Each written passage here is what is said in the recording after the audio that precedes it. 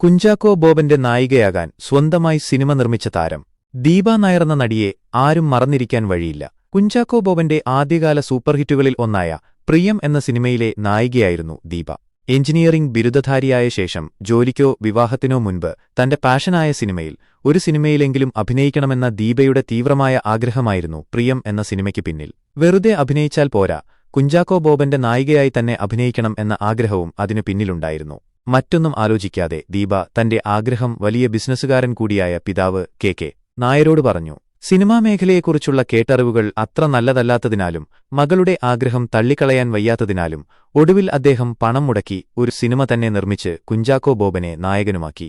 അദ്ദേഹത്തിന്റെ പരിചയക്കാരനായ സംവിധായകൻ സനലിനെയാണ് ചുമതലയേൽപ്പിച്ചത്. അങ്ങനെയാണ് പ്രിയം എന്ന സിനിമയുണ്ടായത്. പിതാവിന് ഒരു വ്യവസ്ഥയുണ്ടായിരുന്നു: ഈ സിനിമയോടെ അഭിനയം നിർത്തണം. സിനിമ വിജയിച്ചു. ദീപയ്ക്ക് ധാരാളം ഓഫറുകളും ലഭിച്ചു.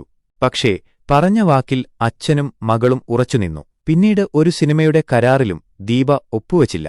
ഇൻഫോസിസിൽ ജോലി കിട്ടിയ ശേഷം വിവാഹം കഴിച്ച് ഓസ്ട്രേലിയയിലെ മെൽബണിൽ സ്ഥിരതാമസമാക്കി.